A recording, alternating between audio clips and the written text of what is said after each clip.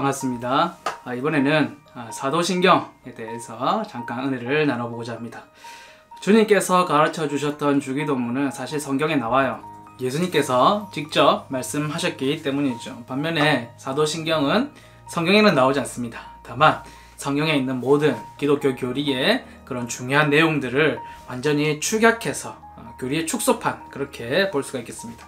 그래서 사도신경을 함께 고백한다고 하는 것은 굉장히 큰 의미가 있습니다. 왜냐하면 교회마다 좀 다를 수 있어요. 어디에서는 눈을 뜨고 같이 하는 경우도 있고, 어디에서는 눈을 감고 이렇게 사도신경을 고백하는 교회들이 있는데, 눈을 뜨고 고백한다는 것은 이런 의미가 있는 것이죠. 나도 이 신앙을 고백하고 있고 당신도 그 신앙을 고백하고 있는가, 서로 눈을 보면서 입을 보면서 소리를 들으면서 함께 공동의 고백을 하고 있다는 것을 이제 보는 것이죠.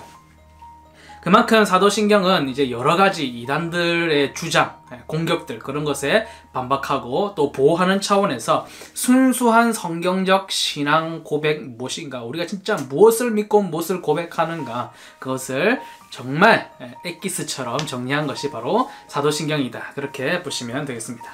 첫 번째 내용으로 들어가서, 나는 전능하신 아버지 하나님 천지의 창조주를 믿습니다, 그렇게 말씀하고 있습니다. 이 짧은 문장 안에도 정말 여러 가지의 어떤 중요한 내용들이 담겨져 있는 것이죠. 첫 번째로 나는, 이렇게 시작하는데요, 이것이 굉장히 개인적인 고백이라는 것을 이야기하고 있습니다. 나는 나의 개인의 고백이에요. 그럼에도 불구하고 우리가 이 고백을 함께 예배 드릴 때나 모임을 가질 때나 함께 신앙 고백을 할 때에 함께 암송을 하죠. 그래서 공동체적인 고백의 성격이 또한 가지고 있습니다. 그러니까 무척 개인적인 개인의 고백이면서도 동시에 무척 공동체적인 그런 고백이라고 할 수가 있는 것이죠. 다음은 전능하시고 천지를 창조하신 창조주를 아버지로 고백하는 내용을 담고 있습니다. 천지를 창조하신 내용은 성경에서도 가장 앞에 창세기 1장 1절에서 그 내용이 나와 있는데, 왜 이것이 가장 먼저 나와 있을까요? 그것을 성경을 읽으면서 첫 부분에서 그것을 믿지 못하면, 하나님께서 이 세상을 창조하셨다, 사람을 만드셨다는 것을 인정하지 못하고 믿지 못하면 그 뒤에 내용들이 아무리 이해가 잘 되고 또 믿어진다고 할지라도 공허하게 되기 때문이죠. 그래서 주기도문에서 말씀드린 것처럼 하나님을 아버지라고 부를 수 있는 것, 창조주를 아버지라고 부를 수 있었던 것은 오직 예수님밖에 없었지만은 그분의 십자가 죽으심으로 말미암아, 대속의 죽으심으로 말미암아 우리도 하나님을 이제 아버지라고 부를 수 있게 되었습니다. 그 고백이 다음 구절로 같이 이어지고 있죠. 두 번째 줄 보시면, 나는 그의 유일하신 아들 우리 주 예수 그리스도를 믿습니다, 그렇게 되어 있습니다. 예수 그리스도라고 하는 그 말 안에 이미 그 십자가 사랑이 다 들어가 있습니다. 그 당시에도 예수라고 하는 이름을 가진 사람은 많았습니다. 그런데 우리가 고백하는 예수, 그 한 분, 유일하신 분, 하나님의 아들, 누구입니까? 바로 예수 그리스도, 그리스도라고 불리시는 예수 한 분을 우리가 믿는다, 고백하는 것이죠.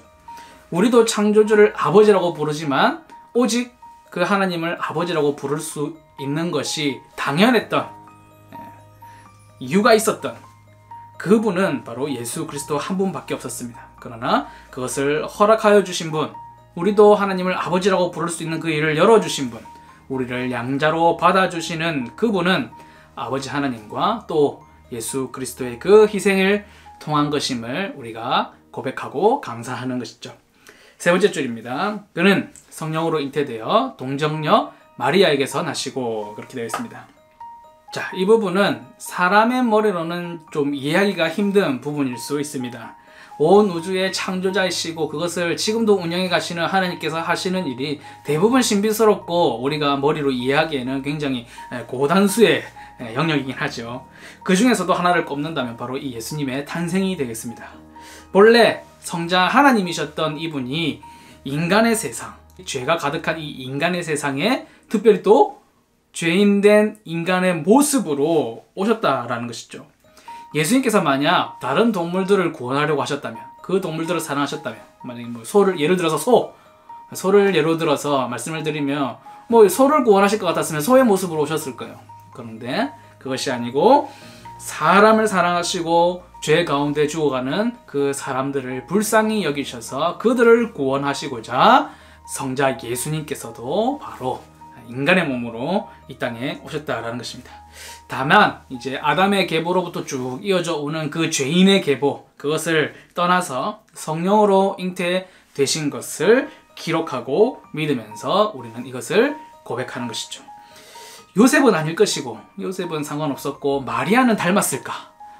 DNA를 얘기하는 거죠. 그렇게 우스갯소리를 하는 사람들이 있지만은, 그럼에도 불구하고 우리는 오직 성령으로 잉태된 예수님, 인간의 DNA나 그런 것에 의지하지 않고 잉태되셨음을 고백합니다. 아니, 그럴 것 같으면 뭐 알에서 태어나든지 아니면 하늘에서 뚝 떨어지든지 그렇게 하지, 왜 인간의 몸에서 태어났느냐? 여자의 몸에서 나신 것은 구약의 예언을 이루시기 위함도 있었고, 또한 완전한 하나님이시지만 또한 동시에 완전한 인간의 대표자, 완전한 인간으로 오셔서 인류의 대표가 되시고 그 인류의 죄를 몸으로 다 감당하셔서 십자가에서 죽으시기 위한 그 고백들이 이제 다 담겨져 있는 것이죠. 네 번째 줄, 본디오 빌라도에게 고난을 받아 십자가에 못 박혀 죽으시고, 그렇게 되어 있습니다. 이 빌라도가 좀 억울할지 모르겠어요. 약 2000년 동안이나 이렇게 악역으로 많은 사람들의 입에, 아직도 우리의 입에도 아직도 오르내리고 있으니까 얼마나 좀 그 책임이 무거웠는지를 알 수가 있습니다. 예수님의 무죄함을 알았어요. 이 사람도 예수님에 대해서 죄를 찾지 못했습니다만은 성화에 이기지 못해서, 그러면 너희 마음대로 해라, 십자가에 내어주게 됩니다. 그리고 자기는 이 사건에서 전혀 나는 책임 없고 그렇다고 손을 씻어내죠. 어떻게 보면 책임 없다고 얘기하지만 참 책임감이 없는 그런 모습이 보입니다. 이 본디오 빌라도의 이름을 넣은 것은 뭐 그를 원망하거나 아니면 비난하거나 그렇게 하기 위해서 넣은 것은 아닙니다. 오히려 내가 그 당시 그 시대에 그 사람이었다면 바로 그 사람이 나일 것이다, 그런 생각도 해보게 되고요. 또 예수님의 십자가 그 사건이 실제로 역사적으로 있었던 사실이라는 것을 확실히 이제 보증하기 위해서, 고백하기 위해서 이 사람이 출연을 하게 되는 것이죠. 다음 줄, 장사된 지 사흘 만에 죽은 자 가운데서 다시 살아나셨으며, 이렇게 되어 있습니다. 예, 장사된 지, 장사라고 얘기하셔야 됩니다. 장사된 지 사흘 만에 이렇게 얘기하시면 안 돼요. 장사는 시장에서 하는 것이고, 장사된 지 사흘 만에는 대박이 나야 되는 것이고, 신앙 고백에서는 장사, 죽으시고 그것을 많은 증인들이 보는 앞에서 돌무덤에 장사를 치르고, 그리고 다시 살아나셨고, 부활에 대해서 얘기하고 있습니다. 그래서 기독교는 죽음의 종교, 거기서 끝나는 종교가 아니고 부활의 종교, 영생의 종교, 생명의 종교라고 얘기할 수가 있겠습니다. 많은 이단들은 사람이 죽고 다시 사는 것에 대해서 믿지 않았습니다. 그래서 다른 가능성들을 제시했어요.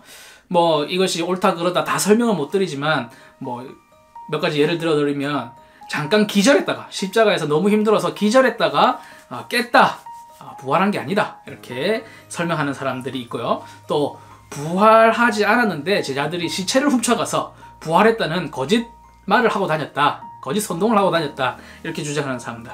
그리고 부활해서 나타난 예수님은 그 육신, 그 실체가 아니고 영혼이거나 뭐 어떤 환상이다, 그렇게 주장하는 그런 설명들이 있습니다. 그러나 따지고 보면 그게 다 말이 안 돼요. 훨씬 더 논리적이지도 않고 가능한 일이 아닙니다. 오히려 부활하셔서 나타나셨다라는 사실을 믿는 것이 훨씬 더 논리적으로 다 모든 사건이 들어맞고요, 가장 적합하다는 것을 알 수가 있죠. 그래서 이 부활은 우리에게 영적인 큰 의미를 줄 뿐만 아니라 굉장히 역사적인 사실이었다라는 것을 우리가 고백하는 것이죠. 다음 줄, 하늘에 오르시어 전능하신 아버지 하나님 우편에 앉아 계시다가, 그렇게 되어 있습니다. 예수님은 죽으시고 부활하신 후에 많은 증인들이 보는 앞에서 하늘로 올라가셨습니다. 그리고 하나님 보좌 우편에 앉아 계신다, 그렇게 고백하죠.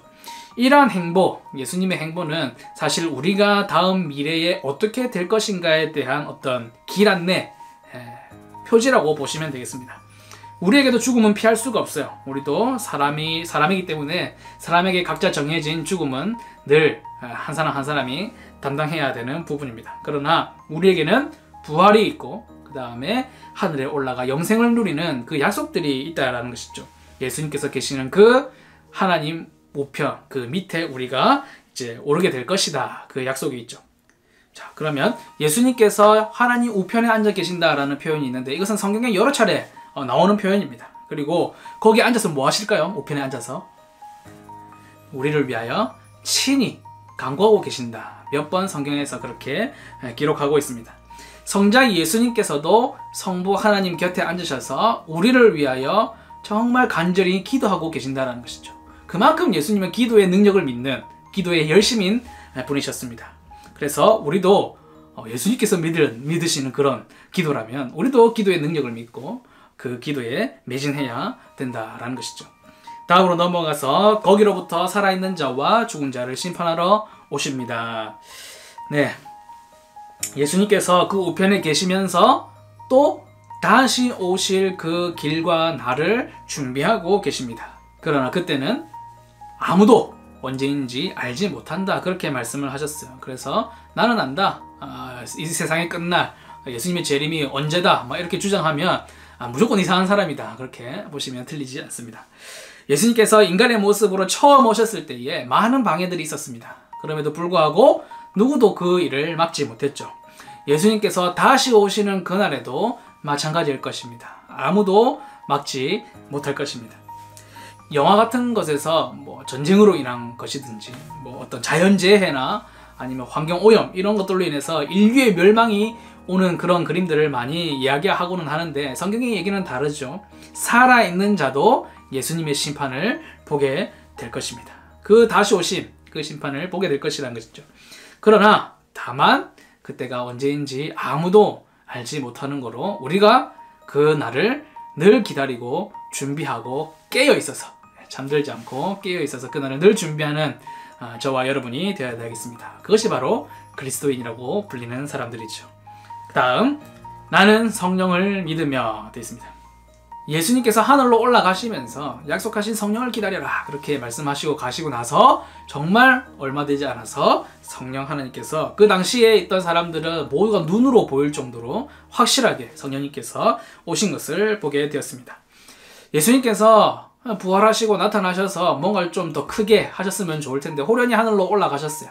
그것은 좀 아쉬운 부분일 수 있겠습니다만은 삼위일체 하나님 성부, 성자, 성령 하나님은 끝없이 임마누엘 하나님, 우리와 늘 함께 하시는 하나님으로 계십니다. 지금은 누가 우리와 더 가까이 계시죠? 성령 하나님께서 우리의 마음과 영혼 가운데 자정하여 계십니다. 예수님께서 육신으로 이 땅에 오셨지만은 올라가시면서 우리에게 더욱더 하나님이 가까이 우리 안에 계시기 위하여 성령 하나님께서 오셨다라는 것이죠. 성령 하나님께서 하시는 일은 분명합니다. 한마디로 말하면 이렇습니다. 성자 예수님을 통하여 성부 하나님을 믿도록 해주십니다.